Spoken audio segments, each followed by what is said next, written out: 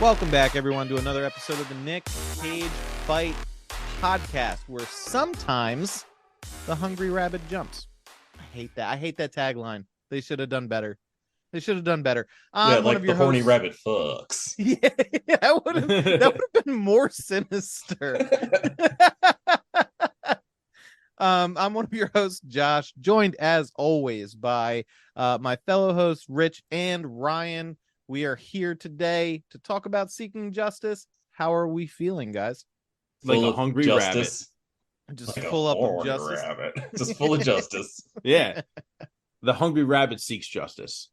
Yeah, I get it. I get what they were going for, but I feel like they should have spent a little bit more time in that was originally the title of the movie until someone was like, that's dumb as shit. I did see that. I saw that it was formerly titled The Hungry Rabbit Jumps. That was a good thought, but they didn't take it all the way through, where they're like, let's go with a better catchphrase and make that the fucking title of the movie. And it would have worked way better. Way better. This movie would have easily made another $5 million at the box office if it wasn't called Seeking Justice. It could have been another kill chain for us. They should have just adapted 100 Bullets. Like, honestly, that's kind of what they were going for, I think. Yeah, a real possibility there. Minus all of, like, the American Empire fucking conspiracy shit that crops up at the halfway point of that comic series. Did that, Ryan, remind me, because it's been a minute since I read it. Didn't that kind of fall apart at a certain point? Absolutely. The ending fucking rules. Okay. No, the ending is good, and then the sequels, the like 8-issue sequel series about what Lono was up to after shit went down is also fucking awesome. I remember liking it so much that I started like looking into like interviews with the creator, and like, wasn't he going on a whole bit where he's like, it's going to be exactly 100 issues? It was exactly 100 issues. Yeah. Okay. All right. He pulled it off. I mean, I've got most of it. So I lent somebody my volumes 1 through 3, so I've got to replace those because I don't know who the fuck has them at this point. But I have the rest of it You got to find that shit. I do. Don't sweat lending it to me because I'm about to make you very upset. I did read that whole series and own that whole series, but in digital format. Because I mean, however you got to do it. Not everybody's got a big fucking bookshelf that they need to fill with comic books compulsively. I'm too impatient. I'm like, I finished that and I need the other one right this fucking second. My problem is that now that I make big boy money, I buy just whole series in like one go. That's what just happened with Gaunts. Somebody was selling volumes 1 through 9 for a really good price, and I was like, I guess I gotta buy the rest of them. I got this money and know where to put it. Yeah. Invest. Yeah, I get also in books. Also, I'm a little bit too rough on physical copies, man, and I don't have the space to keep all that shit. All right, so Seeking Justice, a 2011 film, rated R, clocking in at a smooth hour and 45 minutes. It felt shorter than a lot of the last couple of films that we watched that were clocking in closer to the 90-minute mark. Yeah. Yeah. This definitely felt shorter than Trespass. Yeah. And definitely felt shorter than Grand Isle because I just edited episode 1. So Ryan, I really feel for you for having to relive these movies because that was rough. It's fine. I don't mind because I'll usually throw on a movie in the background while I'm doing it and have one ear in and like do the listen through and cut all the dead space and the obvious ums and then go through the second time to pick out anything that needs picking out. That's the politest way you could put that. Yeah. So let's go over housekeeping. Let's get it out of the way.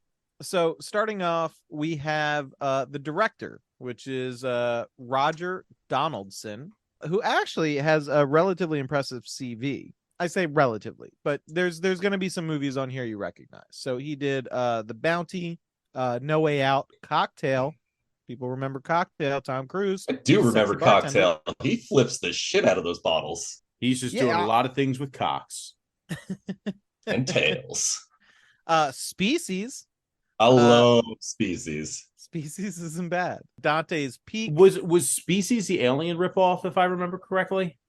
It's not really Yeah, sort of. Yeah, yeah. Okay. It's more of like it's an erotic thriller about a killer alien that's set loose on Earth who's just a sexy lady most of the time. So Yeah. you know why I like it, because I'm a monster fucker. And then, yeah, you're about to say Dante's Peak, which I Dante's unironically love. Peak. Yeah, my mom loves that movie too, and I remember liking that quite a bit when she would rent it. Yeah. Yeah. Then we got 13 Days, the world's fastest Indian. That's a fun movie. That's a cool little biopic about that dude. Yeah, no, it's an interesting story, for sure. Is that Anthony And Hopkins? It sure is isn't Anthony Hopkins. Anthony Yeah, it Hopkins. is. Yeah, Yeah. yeah. And The Bank Job. I'll throw out The Recruit. I liked The Recruit. The Recruit Pacino's wasn't pretty bad. good in that. The Recruit wasn't bad. It's got this I- whole sequence where Pacino's explaining like knife takedowns that and like his specific technique kind of stuck with me throughout the year. So now whenever I see somebody do a fake knife takedown in a movie, I'm like, not as cool as Pacino. I fucking loved The Bank Job. It's just Jason Statham being Jason Statham. I actually think if you look up that movie on like Wikipedia, which I'm doing right now, the only person it's starring is Jason Statham. That's Yep, starring Jason Statham, nobody else.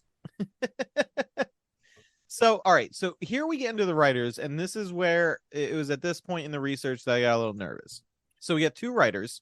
Starting off, we have Todd Hickey. This is the only movie Todd Hickey has ever written. However, he was and is a cinematographer who's worked on a lot of projects. I look through those projects. I recognize none of them. I So recognized one of them. There you go. And Shout it out, because it's I found the- nothing It's workable. the Aquabats Super Show, the kids show starring the Oh, Aquabats. What? that I fucking That show was recognized. great. Yeah, Yeah. that I recognized, but I was just like, I got nothing else to work with here. He was the cinematographer for one segment on one episode, but if I see the Aquabats, I gotta talk about the Aquabats. That's fair. Well, That yeah, is you certainly like fair. ska, so I do we, like we ska, get it. and I love going to Aquabats concerts. I've even got the fucking raccoon eyes mask that I wear to their shows.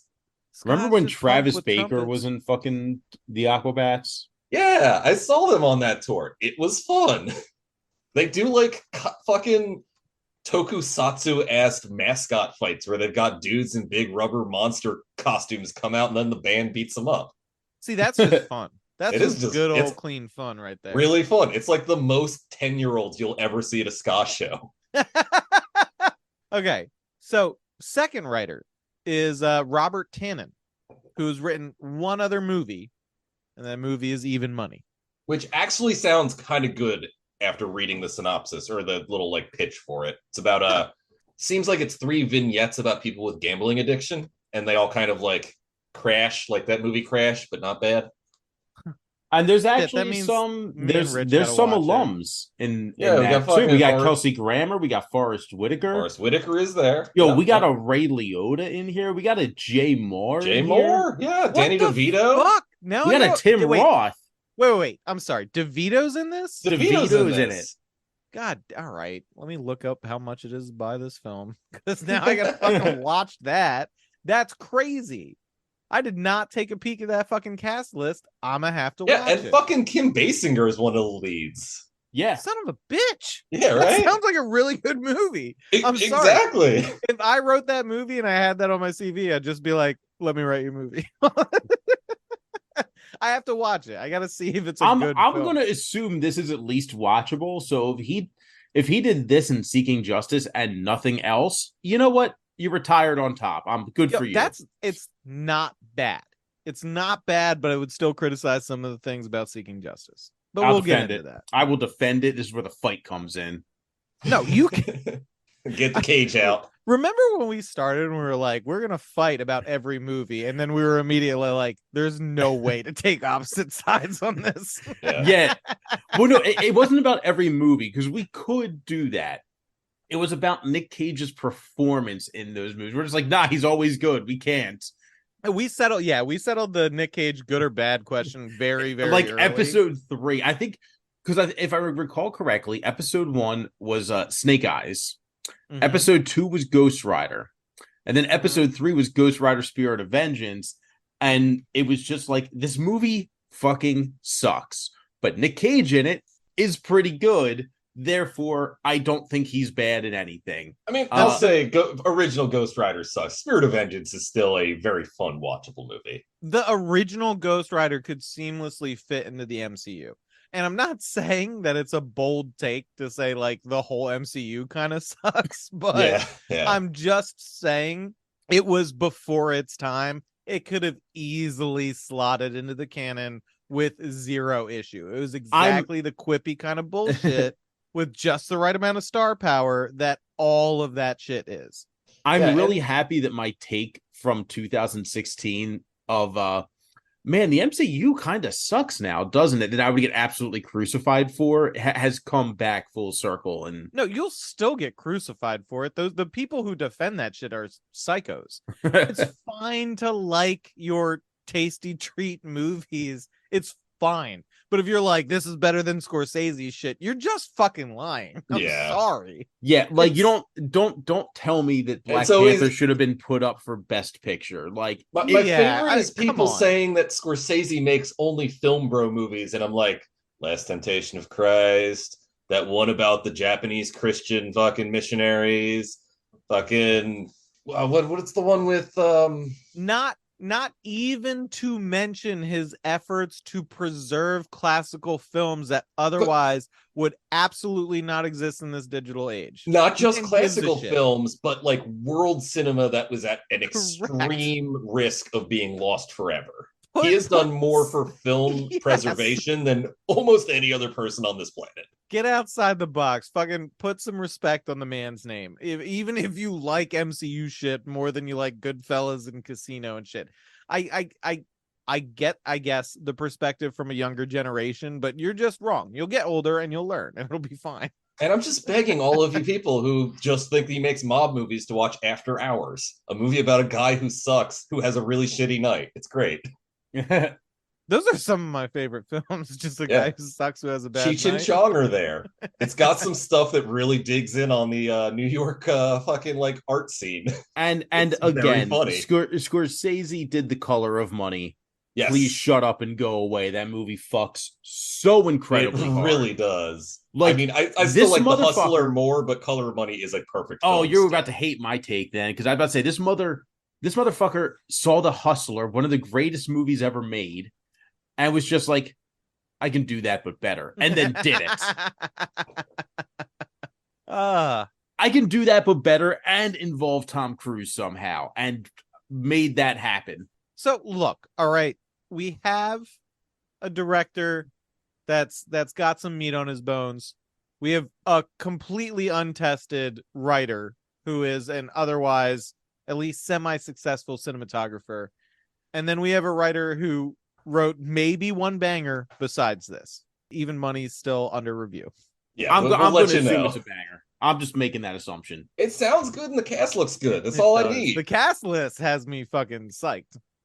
But getting into the cast list for this film, this is where I was like, I'm ready, 100% ready to watch this film and try and enjoy myself. So, Man of the Hour, every hour, Nick Cage plays Will Gerard in this. You know him, you love him. That's why you're listening to this podcast. Or you know him and you're trying to learn to love him, which I hope we're helping with. So next up, I hope that we're your couples therapist that you need between you and Nick Cage. Agreed, 100%. That's our role. Yeah. So next up, we have January Jones as Laura Gerard. Now, she was in Mad Men, which I'm assuming a bunch of people know her from. But she was also in X-Men First Class as Emma Frost, if I'm not mistaken. She's a pretty good Emma Frost. She is. I gotta say. Say what you will about X-Men First Class. You say a lot of fucking things. Especially that Darwin shit. The choice to kill an unkillable mutant is bold. Very bold. But I think that was specifically to anger nerds, so I might respect the decision. Yeah. It had gall. It did. And I'm always fine angering nerds. Yeah, it gets funny at a certain point. It's a little bit of a hobby. But she was also in Unknown, Anger Management, just a couple other well-known titles there. And she's good in this flick. It's also in a movie called Bandits that's pretty all right. Fucking Bruce Willis and Billy Bob Thornton kidnap her, and then they both fall in love with her, and it's weird, but the movie's pretty good. Oh, there you go. I'll have to check that one out too. Next up, we have Harold Perrineau as Jimmy, who was in Romeo plus Juliet. Since I got scolded the last time we had an actor from that film, and I said that. But he's also in the last two films of the Matrix trilogy, if I'm not mistaken. 28 Weeks Later. The Good Doctor, call back to when we clowned on The Good Doctor when that was popular. Sons of Anarchy. He was on Lost. He was in Oz. You know this man. He also voiced Blade in an animated Blade series. He voiced Blade in a couple of voice actor works. The animated series, and I think there was a video game or two. I think so, yeah. That sounds right. Also, shout out, he was on Claws as a mentally handicapped little brother, and was pretty good at it. Pretty good. I like that show. It's about a nail salon that kills people. Oh, that sounds right up my alley. It's not like a horror. It's more like an organized crime, kind of like Miami. Okay, so it's less Happiness of the Katakuris and more that murder house in Chicago during the World's Fair. No, it's more Scarface, but nail technicians. Oh, okay. Yeah. There you go. So next up, we have Jennifer Carpenter as Trudy. A small-ish role in this film, but she did fine in it. But she is notable from her role in Dexter as Deborah Morgan, The Exorcism of Emily Rose as Emily Rose, I'm pretty sure. Dragged Across Concrete for one of the most violent scenes in a film I've ever seen. Her role in that film, and I feel like we've talked about this movie before. I know we have, because on my Wikipedia page it's purple, not blue. So it means I clicked on it. Her character arc in that film was short and one of the most brutal performances I've ever seen, and she fucking killed it. Not going to talk about Mel Gibson, but Dragged Across Concrete is a fucking movie. If you choose to go check it out after this, prepare yourself. And I got a shout out for her. She's in a video game called The Evil Within. She voices Julie Kidman. They didn't bring her back for the second one, which is the better game, but Evil Within's still pretty good. So she's done a bit of voice actor work that I actually included in my notes here. She voices Sonya Blade from Mortal Kombat and a couple of their animated features. She was Selena Kyle in Gotham by Gaslight. I didn't realize that. Okay. Yeah. I liked that one. She was Natasha Romanoff in Avengers Confidential. And just another shout out, she was the lead actress in Quarantine, which I believe was an American remake of Wreck, if I'm not mistaken. I'm not sure. I haven't seen it. So also she was in White Chicks. Cool. I did not know that. I just happened to see it. I'm like, oh, she was in White Chicks. Ryan, I'm actually surprised you haven't seen Quarantine. I'm not entirely sure if it was just aping. And Wreck. Yes, this is a remake of the 2007 Spanish film. Is it Wreck or Record, or it's REC? REC, yeah. Okay, I have seen REC. I have not seen Quarantine though. Quarantine was not a bad swing at that. It made for a decent like zombie found footage ish. Yeah, I was gonna say it looks like it's found footage, which means I gotta check it out. I love found footage shit. Oh, really? I do, yeah. Specifically because of a couple of Japanese movies, specifically Noroi the Curse, and I cannot remember the name of this like low budget series, but there's like 8 of them, and each one is just like a fucking Zach Baggins ass Ghost Hunter episode where they go looking for a cryptid and they end up finding it. And was it this intensely over-connected lore to it? What about that Japanese movie that like Charlie Sheen saw all coked out and thought it was real, so he called the cops? Guinea Pig. Okay, yeah. I don't remember those being found footage though. I think they're just shot on like shaky handheld, and he's a dumbass. I'm kind of like that with like mockumentaries. So have you seen Man Bites Dog? Oh yeah. That's such a good one. Wait, which one's that sounds familiar. What's Man Bites Dog? It's a Belgian film about follows a serial killer. Following a serial killer, and it's got some really gnarly and gross stuff in it. And I have heard of this. I've been wanting to watch it because I heard it's actually very funny. Okay, I is. found the name of that Japanese found footage series. It's Senritsu Kaiki File Chawa Kawasugi. Can you tell why I couldn't remember that off the top of my head? There you No, that go seems for that very easy and very simple words. It's a very explicit subset of our listeners that just listens for Ryan to make recommendations like that. You're gonna have a hard time finding them. I had to ask a guy that was talking about them on Twitter for a mega upload file of those. And that is not the first or last time I will be doing that. But no, also, just last thought on the mockumentary thing. One of my favorite mockumentaries of all time is Behind the Mask: The Rise of Leslie Vernon, which absolute is classic. Got that in a fucking 3-pack of horror movies that I bought for like, I think Hatchet was the other one. I was like, all right, yeah, I want to buy Hatchet. It's $5, get 3 movies. And that ended up being the banger out of the 3. Horrifically underrated. Is that the one where he's just running on a treadmill to keep his endurance up? Absolutely. Okay. It's Man Bites Dog, but instead of a legitimate serial killer, it's a serial killer set in the world of slasher films. So he is explicitly a slasher serial killer, and college kids are making their final project as a documentary about him. It ends up like heavily going into the final girl lore of slasher movies. And Robert Englund is in it. Robert Englund, he's playing the Loomis, fucking basically. Yeah, exactly. The Halloween doctor. It's the worst so psychologist. And Rich mentioned one of my favorite parts of it, where he's like, they're following his workout and he's just doing so much cardio. And they're like, why do you do so much cardio every day? He's like, you have to chase physically fit teenagers and just appear behind a tree like you just walked there. Your cardio game needs to be top notch. Yeah, you can never sweat. Yeah, you can't be panting when you're coming up on those teens. Then they just think you're a pervert. Yeah. So to continue on, we have Tyrone Singleton as Scar, who is never called by his name in the film. He was in The Blind Side, recently canceled since that guy A was never adopted by that family and just fucking found out about it. And meanwhile, that is a fucking movie that I said for years. I'm just like, yo, this is racism. This is like they saw a big black kid and said, like, we can make money off of you. You didn't even understand how racist it was at the time because A, they told him they adopted him. It was a conservatorship. B, he had no fucking learning disabilities. In fact, the only reason why he got into the prep school that he was in because he was fucking gifted. Also, at academics. C, he had been playing football since he was like 8 years old. This wasn't just a like, oh, hey, you're big and black. You probably like hitting people. It's like, nah, he's been doing this shit for 15 years already. What a fucking story, people. Anyway, he was also in The Walking Dead, and he was uncredited in Remember the Titans, one of the best football movies that's ever been made. Now let's keep talking about The Blind Side and how much it sucks. No, I can't even get into that shit. That's a deep well. I have no comment. I haven't seen it because that movie looked like shit when it came out. Good for you, bud. Yeah.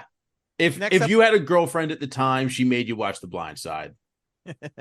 Next up, she didn't. Next up, we have Wayne Pear as I would Cancer. go with Perret because it's got the accent on the first E. Oh, there you go. My notes are all taken in Notepad, so mine doesn't have that accent. As Cancer, again, never named in the film, who was in Spider-Man Homecoming, Venom, The Big Short, Free State of Jones, American Ultra, and Empire State, just to name a few. Next up, we have Xander Berkeley as Lieutenant Durgan, who was in Terminator 2 Judgment Day, Air Force One, Barbed Wire. Shout out. Oh, I was good. That was one of the ones I had to shout out. Barbed Wire. Yeah.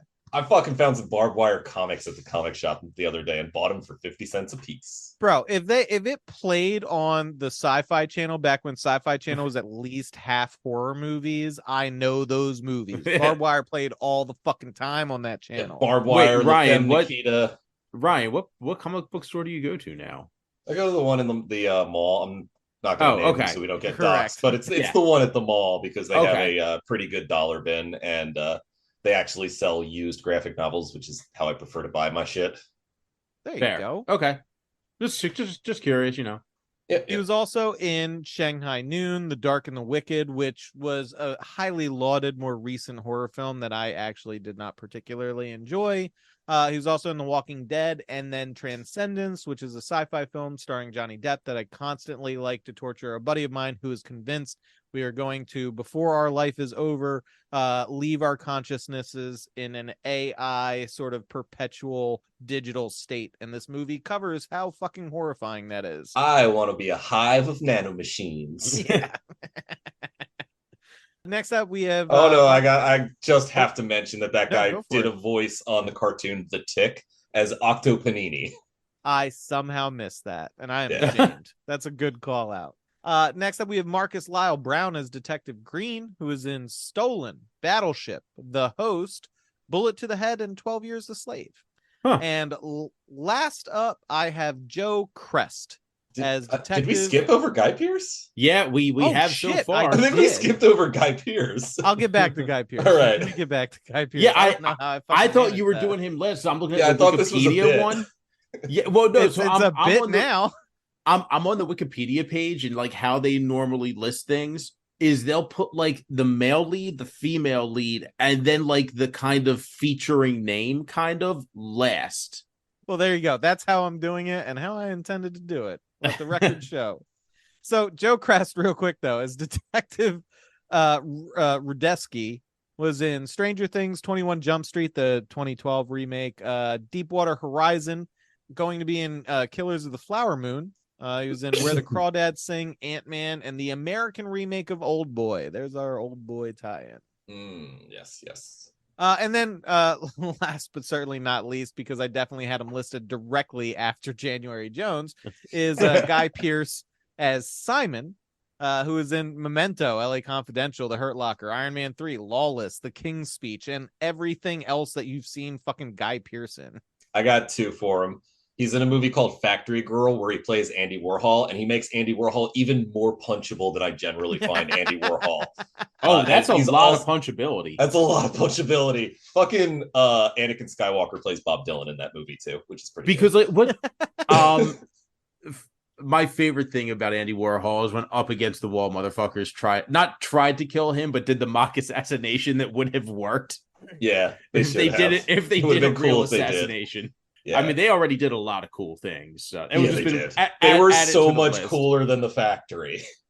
Ryan, you're more of a music head than me. They recently, I can't remember what publication put it out. They put out the best album cover of the last whatever years, and it was the banana. I actually like the banana. That is like the one Warhol thing I don't hate. Because what was the band? That was the Velvet Underground. That's the first Velvet Underground LP. That's historically people say that there was only like 2,000 copies of that first pressing made, but everybody that bought one started a band. Wait a minute, and no, fucking Leftover Cracks album where they have George Bush pouring gasoline on the burning World Trade Towers. I have a banger of that on a fucking jacket floating around my house. Oh my god, I have a jacket that I can no longer wear because it has a Leftover Crack patch and an anti-flag patch, and I'm like, this is aged poorly. Jacket got canceled. I can't wear this jacket anymore. I gotta start peeling patches off and poorly find new bands that'll get canceled. Absolutely. So the second movie I got for Guy Pearce is actually one of my favorite movies in general. It's called Ravenous. It's an excellent Western about cannibalism. Oh shit, there you go. It's about the Wendigo. Oh. I was gonna say Western about cannibalism. How does it stack up against Bone Tomahawk? Oh, it's as good as Bone Tomahawk. Okay, now I gotta fucking watch it. Like those are the two good Westerns about cannibalism, and they're just about as good as each other. There might be a few more. There you go. All right, you know what it's time for? Because it ain't the plot. It's time for an ad break. I failed to start my countdown on this one. Oh, I started it, but have failed miserably to stick out. Yeah, so we're at a like half 10 hour minutes in. over. Yeah, there you go. Go ahead. We are, yeah. And hey, by the way, if you don't want to listen to some ads, well, number one, too bad because you're already here. Got you, sucker. But number two, sign up for the Patreon, patreon.com/NickCageFight. We were gonna get you, sucker, and then we got you, sucker. Ads.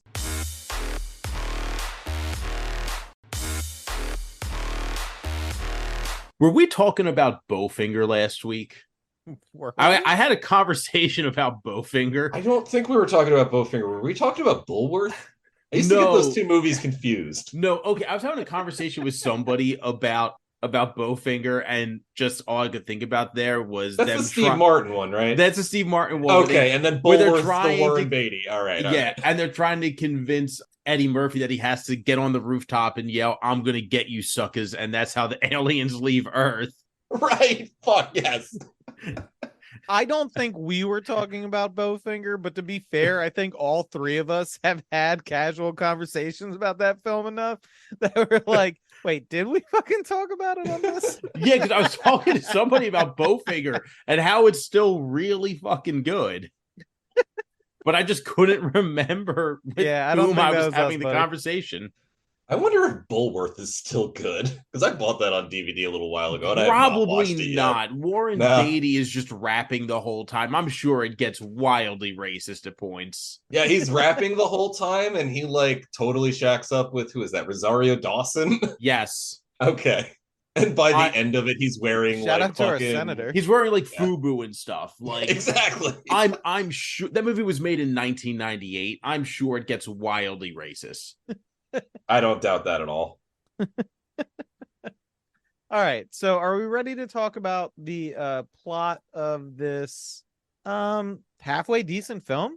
Yeah, this movie yeah, that I let's- wish was a yeah. little bit better, but I didn't hate watching. Is how Yes, I would Correct. put it. I That's am- exactly how I felt about it. Yeah, this did, as I was saying, this did not pass the Between Worlds test, but it got close. Yeah. Well, and I know that my Between Worlds test is different than everybody else's, but it could have it was close just even as is. It was close. It could have hit Kill Chain level, in my opinion. Oh no, it couldn't. But Well, you that's your fucking opinion. love I the shit out of think Kill if they I had do done love some the of the shit shit out that of we Kill had, Chain. yeah, I think if they had done some of the shit that I was talking about, like aesthetically, it might have hit Kill Chain level. You know what? I think But that I don't think we mentioned that during the recording yet, so I'll save that for when we get to a couple of points where I could be like, hey, they should have put some Venetian blinds in there and shot that in better lighting. Yeah, if it they is- did that and they also did the write the villains to be a bit more sinister kind of thing, I 100% agree with you. It could have been up at Kill Chain level. It is kind of wild that they didn't lean more into the setting that they went with. Like, Yeah. you went with New Orleans and then just completely underutilized. Like half of it could have just been shot in fucking Cleveland for all I know. Half of it probably was shot in fucking Cleveland, man. There's too many people are wearing coats for New Orleans. That's all I'm going to say about this movie.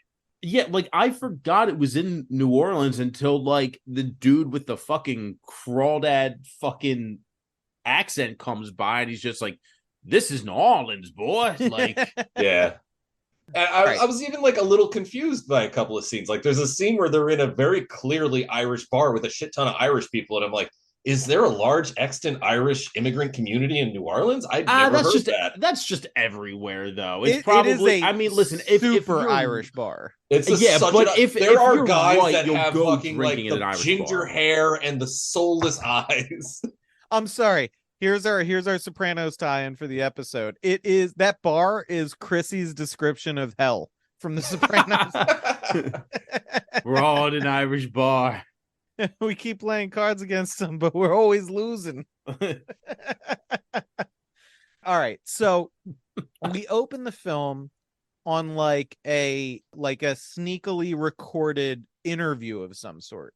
I initially took it almost as like an interrogation because the person asking the questions is a little bit aggressive and pressing, but he's just asking this guy questions, and he asks, "What does the hungry rabbit jumps mean?" And the informant gets spooked and leaves, and we see him get into his car, and the car is at the top of a parking garage, and when he pulls out, his vehicle gets slammed by an SUV, which ultimately pushes it over the edge, the railing at the top of this parking garage, and it falls down and crashes pretty horrifically on top of like a van that is several stories below it. And so very quickly we get our first death of the film, a man we hardly knew. But solid, intriguing intro. I was like, all right, what's going on here? I was immediately annoyed, and this is something that's going to come up several times. The hungry rabbit jumps bit, that's terrible. It's They should pretty have bad. workshopped that. It's the easiest thing about this film to workshop. Just It come could up be with any something phrase. better. It doesn't matter. Yeah, The phrase exactly. doesn't matter. The meanings behind it is what matters. Like they really could have done a lot with that. I don't think I minded it as much as you two, but like I definitely get that. Like, okay, it sucks. Yeah, it's I just can't understand why they landed on that and stuck with that. Anyway, so we cut to a parade, possibly Mardi Gras, especially given the settings. And Will and Laura Gerard share a toast of champagne in a hotel bar. The TV in the bar is playing a news story about this guy we saw in the opening scene and his car crash and subsequent death. But, that's just a news story in the background. The Gerards go out dancing. It's their anniversary.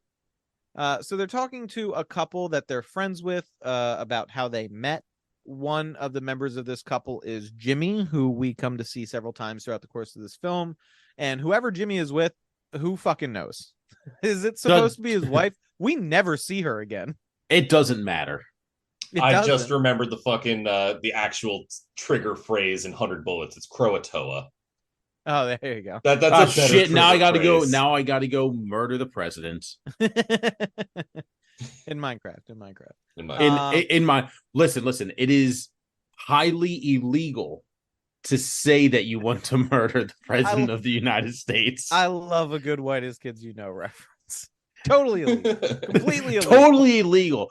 And what's even more illegal is showing you this diagram. Ah, shit. Rip to a real one, man. But what's not illegal is saying that we meet underneath the Brooklyn Bridge on Wednesdays. The password is Six Semper Tyrannis. Six Semper Tyrannis. Yeah. So yes, Jimmy and his wife or girlfriend, they talk about how Will and Laura met. And they go home that night and bang because it's anniversary night, and that's what you do on that evening. But Will gives Laura a gift, which is a necklace with little tiny rubies on it, and like a crescent moon in a circle shape, like on the medallion portion of it. It's a fine necklace. It's ugly as sin. Let's not lie. It's fine. It's a fine dude anniversary gift, man. Cut him some fucking slack. Yeah. Didn't we review another movie where somebody gets a dog shit looking necklace? Probably. That's certainly within the realm of possibility. Yeah. Here. It's not a necklace I would get, but whatever. He tried. He remembered. He got her something, which she's a little bit surprised about. Which is not a good sign for Will. But it turns out Jimmy and Will are teachers at a high school, and Will teaches literature, and Laura plays in an orchestra. She plays a cello. I think so. I know it's a string instrument. I can't remember if it's cello or a viola or a violin. Wait, what are you talking about? I'm so sorry. The instrument Laura plays. That was a cello. I thought it was okay. Yeah, it's not big enough to be a double bass. Yeah, but I'm not... it wasn't a double bass. Viola's smaller. It would have to. It's 100% a cello. There you go. I might just be thinking of the Evil Dead in terms of the ugly necklace that was given to somebody. Because that is a butt ugly necklace. So Will and Jimmy play chess at a chess club. And it's an old school chess club because they make you turn off your phones when you go into this chess club. I wonder what their ELOs are. Phones, okay? Not while you're playing chess. So Will and Jimmy start a match. Laura leaves the orchestra while we cut between Laura leaving and Will and Jimmy playing their chess match. And then we get some violent and dramatic scenes. Somebody with a gun bashes in the window of Laura's car after she gets into it and assaults her in the back of the car. And ultimately we learn that, not only does he beat her and rob her, he rapes her. Jimmy beats Will in chess. They leave the chess club, and Will turns his phone back on to see he has multiple missed messages. He rushes to the hospital, and Laura is severely beaten and sedated, and there are cops in the room saying that she gave a description of her attacker, and they're making a composite sketch. So not to make this joke now, but I wonder if you couldn't have phones in the chess club because of that one dude who shoved a phone up his butt and then worked off the vibrations. The guy that was getting Morse code in his ass. Yeah. But they never prove that, right? I think they did. I think that guy is currently banned. Thought they pantsed him. Didn't they pants him? Yeah, that's what that Always Sunny episode is about. They made a whole Always Sunny in Philadelphia episode about it. Absolutely. Yeah. But I don't think there was ever any evidence that he cheated there. What fucked with him was he had definitely cheated in like the online chess community prior. So they're like, that's it. You're not beating the sex toy Morse code allegations. But also that's fucking crazy, right? I guess it depends how much you like a butt plug. No. I mean, and like chess. Can't chess masters beat computer chess players? Stockfish, which is like the Hyatt. I shouldn't say no. It's a fair fight. Stockfish it will make weird moves every now and then, but it's very much a fair fight. If you put like Magnus Carlsen up against like Stockfish at its most advanced, it's like 50-50. So very different than the AI they trained to play Go, right? Because didn't the Go robot like beat everybody at that game? Yes, because it was understanding, yeah, because it was playing it found a way to play the game differently or something. And Stockfish will make very weird moves every now and then. So I've never played Go. I have no idea. Yeah, I don't either. It's an area control game. It's actually a lot of fun. I spend way too much time playing Go every time I'm playing a video game, and then they're like, "Hey, we got a Go mini game. You want to play a couple rounds?" And I'm like, "Couple dozen, 100 rounds." It's like me with Blitzball and Final Fantasy X. They did have Go in one of the Yakuza games. I'm pretty sure it was in Ishin, the one that's set in like Edo era Japan. Oh, I haven't played that one yet. Yeah, they just reskin a bunch of historical figures as Kiryu and Majima and the boys. Hell yeah. Yeah. Or Yakuza is just such a good game. They're so good. Or it's like Final Fantasy VIII, where it's like, hey, do you want to play this card minigame? And I'm like, yeah, I will spend 120 hours playing this card minigame. Is that fucking Tetramaster? Tetramaster. Triple Triad. Okay, no, Triple Triad was 9 then. No. Triple Triad was 8. Tetramasters was 9. Was 8 and then 9. Okay. 8, yeah. Sorry, I'm currently playing both 7 and 9 congruently right now, so I have a lot of... 9 is so good. 9 might be my favorite 3D Final Fantasy. Okay, so here's the thing. I have the wrong opinion, I think, of 9 because I fucking hate it no matter how many times I play it. I'm like, it always feels like a chore, and then I played it back to back with 6 the first time I played through all the Final Fantasies because I'm a monster and I like to jump around and not have to play them straight through. And I thought those were perfect complements to each other. But also, my favorite Final Fantasy is Final Fantasy VIII. Please tell me I'm a monster on social media. And it's got the most busted combat, I will say that. I love the combat. I love junctioning. Did you beat Omega Weapon? On which one? 8. Yeah. You beat Omega Weapon in 8. Where the only... you can junction so much onto Squall. And just all you have to do is literally just don't even think about it. Get his HP down. Throw haste onto his time and junction Ultima to strength and just Rizukin the whole time. That is not all right. First of all, as somebody who unless I'm thinking of a different boss, which I might be of a different game because I haven't played 8 in like 4 or 5 years. In order to beat him, you had to synthesize cards from Triple Triad. Okay, then no. I did not. The items that would make your party completely invincible, impervious to magic and physical, but it also meant you couldn't cast magic on yourself. So you had to do the thing where you gave everybody infinite limit breaks. Mm-hmm. And I think like mana regen or something like that, and then use this item immediately, and then unload all of your limit breaks until the item ran out, and then repeat the whole process over and over again. And even if you time that perfectly, Omega Weapon in Final Fantasy VIII had a move called I Win, You Lose, which just killed all of your characters, no matter what else was going on. Yeah, it's some Okay, then bullshit. no, I never beat that boss. I am And thinking of something else, and I it gets apologize. Shit, it we're gets talking about Final Fantasy now. I'm thinking about Final Fantasy Tactics and that bullshit mathematician class where it's like you auto kill everyone that's on a prime number fucking elevation. Ooh, I love Final I Fantasy regret bullshit. I regret bringing up the card game because this has been a 5-minute distraction. We are 4 minutes into this movie. One of my favorite things about that is beating Omega Weapon. All it did was give you a new selection in your menu called Proof of Omega. And when you clicked on it, it just says you beat Omega Weapon. That's all you get for it. That is it. You don't get any items. You don't get anything else for it. You get a new item selection or So new menu cool. selection that just says Proof of Omega. I mean, that's dope. It is. It is. So now I'm going to play Final Fantasy VIII again and do this and never lose the save. Omega. You better. I will. I will. I'll live stream. I want proof of it. I will. I'll stream it until you find out. Of Omega. Listen, until it turns out that I was cheating by shoving a butt plug up my ass. That seems like a good time for another ad break. There you go. Listen to these ads for butt plugs. I might actually get residuals for these.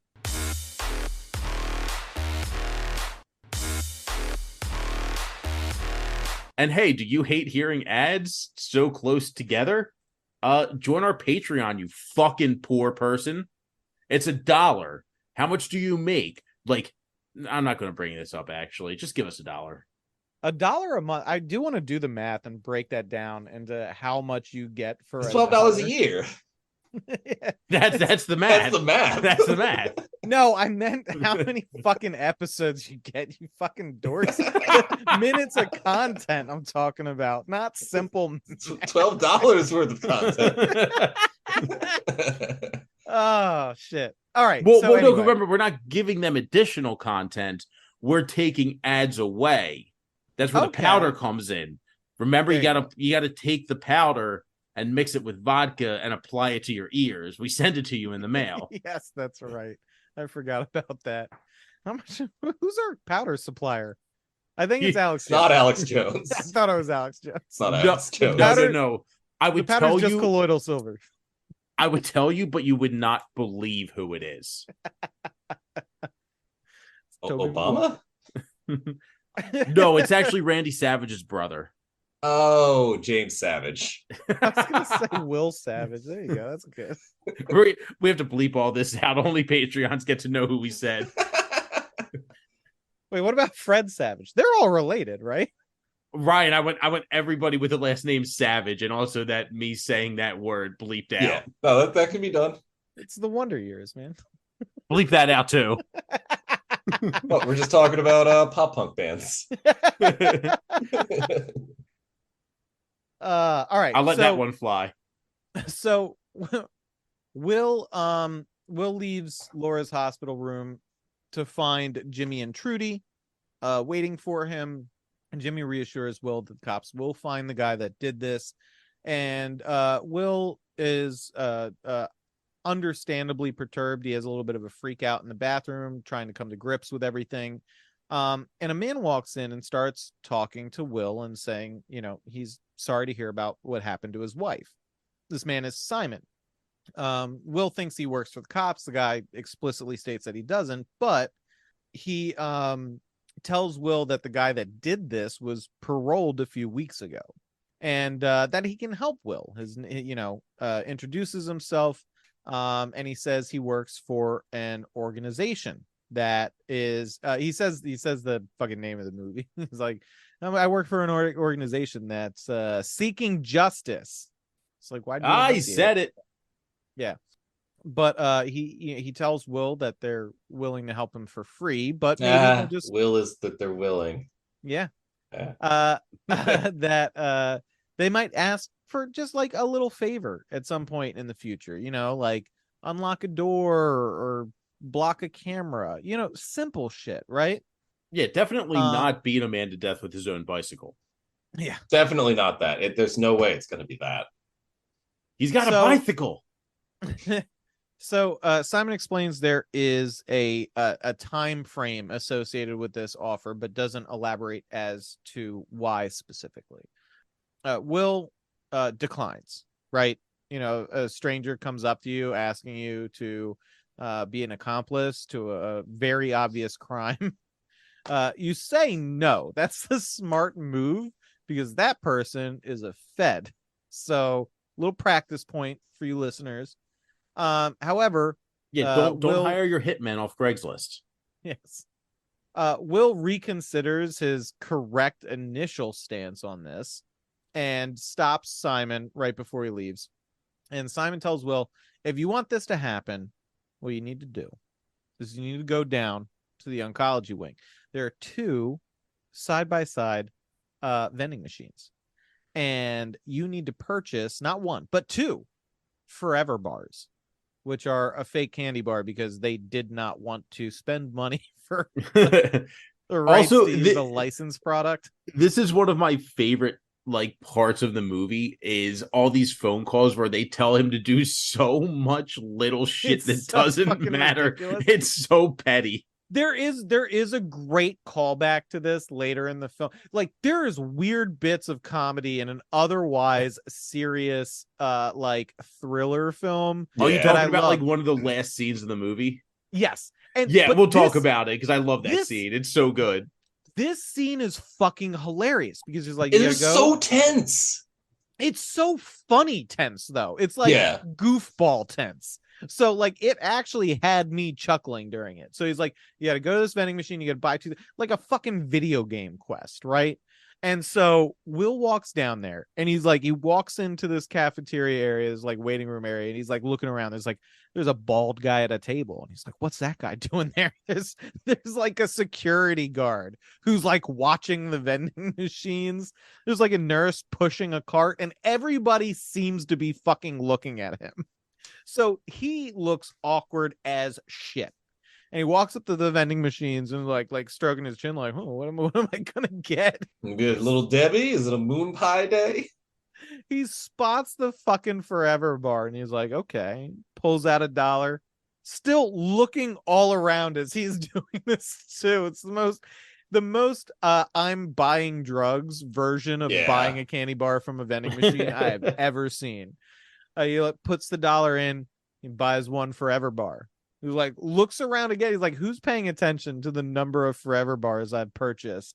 And still, everybody's just looking at it. It's still a completely normal number of bars for one man to buy. I know. Yeah, I buy 2 pieces of candy all the fucking time. Yeah, why buy 1 when you can buy 2? Yo, motherfucker, I bought 2. So I have a fucking habit. After I get my hair cut once a month, I go to a Wawa that's right down the street and I buy candy and a big ass Red Bull. It's a habit I'm in. That's your little treat for being an adult. Exactly. It's my little treat. That's all I want. And I do. I get dumplings clockwork at the Chinese restaurant that's right next to my barber. So there you go. But if you were looking to assassinate me, this is one of my regular routes, dude.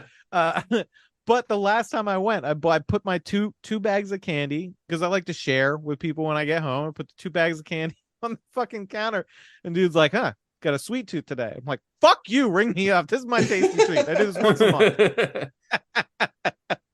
Don't judge me. I am 35 years old. Yeah, I'm 30 or 40 years old, and I do not need this. No, I was perfectly polite, but I was walking out to my door, walking out to my car afterwards. I was like, "What the fuck is wrong with that guy? Let me buy my treats in peace." Anyway, wait. So then did you do that thing where you drove home the whole way, imagining the other things you could have said to this guy? That's true. So anyway, so he buys the second bar, and the security guard walks up to the vending machine at this point, and Will looks at him like he did just commission a murder. Yeah. And the security guard's going with the healthy option, huh? And was like, what? He's like, if you're going for a treat, I'm just saying, get something you might as well enjoy. And Will's like, I have to leave. Just walks The away funniest with thing is that the first bar does not look like a health bar. That looks like that's straight No, up fucking milk it looks chocolate. like a Wonka bar, is what Yeah. it Yeah. looks like. It looks like there should be fudge involved. It looks like they just fucking packaged some Hershey's. But thicker. That's why I was like, Yeah. that's why I was like the Wonka bar. It's like the Right, yeah, 'cause cartoon it's chocolate bar. Right, it's thick, and that's why I was just like, there's got to be fudge involved in this. There has to be. Yeah. 3 inches, but it's thick. Thanks, a Jack literal Donaghy. tuna can. A literal tuna can. So I knew Rich would appreciate that one. Yeah. So we cut to the man that assaulted Laura gets home, and we know because he's wearing ridiculous boots. They're like fucking silver cowboy boots. It's frankly a weird character trait. But he gets home and he looks at the necklace that he stole from Laura, the one that Will gave her on their anniversary. And a man walks in wearing whatchamacallit, like surgical gloves and has a gun and holds him up. The man with the gloves and the gun is very sweaty, and he tells him that he knows he raped a woman tonight. When asked if that was his wife, the guy says no, his wife was killed months ago by a scumbag just like him. And at this point I go, okay, this organization is pressuring people that they've helped before to do the dirty work. It's like it's a Ponzi scheme of murdering people who hurt other people. I don't know if it's a Ponzi scheme. It's more like it's more No, like Calico it's Pants. It's a straight up pyramid scheme. It is. It is. You got it. Like, you kill 2 people and those 2 people kill 2 people. It's Calico Pants. It's you gotta give. You gotta give. You gotta give. You gotta give. And if you don't give, Brody King is going to come and kill you. That's the big pro wrestler who's yelling about the like when things are a mess. Sorry. Dude rules. He also fronts a really good hardcore band. Cool. Yeah, that tracks. So this guy does the deed, and then he goes outside and he makes a phone call, and a funeral home picks up. It's like so-and-so's funeral home, and he's like, the hungry rabbit jumps, and the funerary director is like, that's a stupid catchphrase I've been saying for months, we need to change it to something cooler. Yeah, like Croatoa. Yeah, fucking anything, man. It's But so what is it in dumb. fucking The Manchurian Candidate? What do they trick Frank Sinatra into killing the president with? I'll look it up. I forget. I'm working on it. Isn't it Fly Me to the Moon?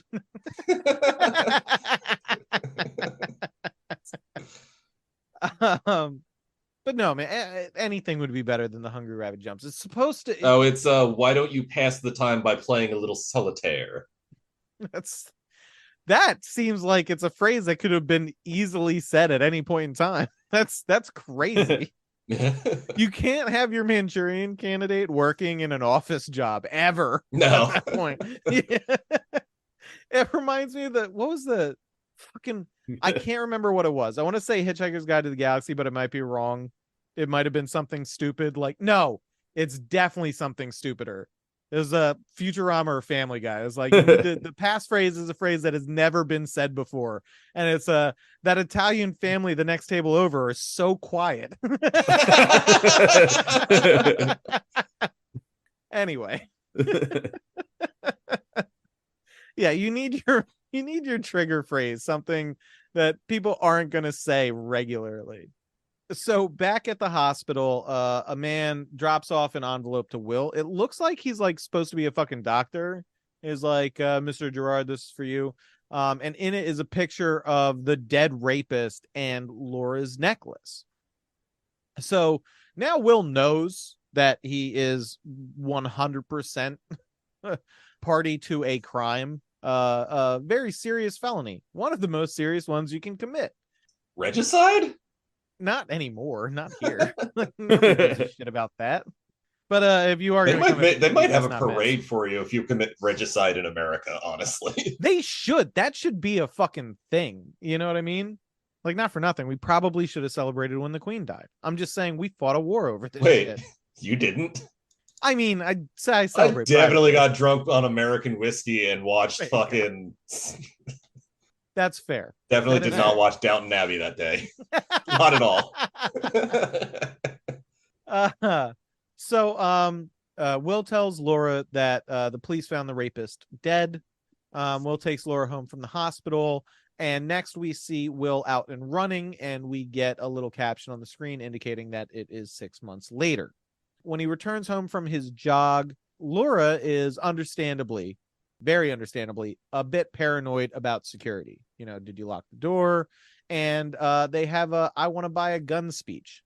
And Will is like, "We're not having a gun in this home." Which, listen, Will's like, look, I voted for Obama. We can't have guns. I Look, get it's not like they even have a kid that would yeah, find the gun. They don't have kids, right? Now, like, I understand a majority of gun violence in this country is primarily suicide committed by people who own said guns, but still, Will's immediate recalcitrance after the ordeal that his wife went through did not make a whole hell of a lot of sense to me personally. So despite Will's protests here, the very next scene we get is Laura doing the smart thing if you want to own a gun and getting training at a shooting range with an instructor. And she picks like a nice snub-nosed revolver. You can keep that shit loaded. It will not jam on you. A nice little piece. Yeah, it's a nice little piece. Also doesn't leave behind shell casings, stuff like that. Looks like the gun that Mike Hammer carries around in those like detective novels. It's a solid guy. I'm not enough of a gun guy to have been able to identify it just by looking at it, but it's not a bad selection for exactly what she was looking for as far as self-defense is concerned. But you know what? I think that is a decent cliffhanger to leave this at. So it's gonna have to be, because we are at time fucking nonsense today. talking about Final Fantasy and 18 other things. It's fine. I did watch a lot of better movies this week that I was going to try and slip in, but we can save those for a later date. Okay, now watch Gunhead. Gunhead ruled. That's all I'll say. There you go. 1989 Japanese fucking mecha sci-fi movie. What's his face? James Cameron definitely ripped off a bunch of scenes from it for Terminator 2. That tracks, and I am interested. But we have a decent enough setup. We just have an annoying catchphrase for the whole thing, but otherwise, I'm intrigued with the premise at this point in the film. So hopefully you are too, listener. While you're waiting for part 2, you can always give us a follow on social media. You can find us on Xing all over the place. You'll find us on X, giving it to you. Yeah, at cagefight_pod. Get while the getting's good, because we are not popular enough to get an invite to any of those other fucking social media platforms. So we are the band playing as the Titanic sinks. Catch our show before everybody dies. What Patreon song would we play as the Titanic band? X gonna give it to you. Okay, all right. Perfectly all right. Yeah. All right, fair. Or if we wanted to be really pedantic with it, Where's My Mind with the Pixies? I feel like that would go better as a string quartet. It would. Yeah. Patreon.com/Nick Cage Fight. Message me the white rabbit does coke. Shit, what was the actual? That would have been a better one. Well, it's follow the white rabbit in the Matrix. I know, and my brain got all goofy. Okay, message me the hungry rabbit jumps, and like you give me $1. He'll go kill someone for you. You give me $1, and I'll give you a $5 tier. Ooh, you give me $1. Saucy. You give me $1, I'll give you a $5 tier. Just that's message some viral me. Marketing. This is some AU or fucking AEG shit, or one of those AU games. ARGs. ARGs. Those are the letters that my mind was reeling towards. At least I caught mine when I said the white rabbit. I'm like, shit, that's wrong. I gotta finish this sentence though. Yo, not for nothing, if you send the best your version of the fucked up hungry rabbit jumps, like you put your own stank on it, the best one will get the next tier up. The one that reeks the most.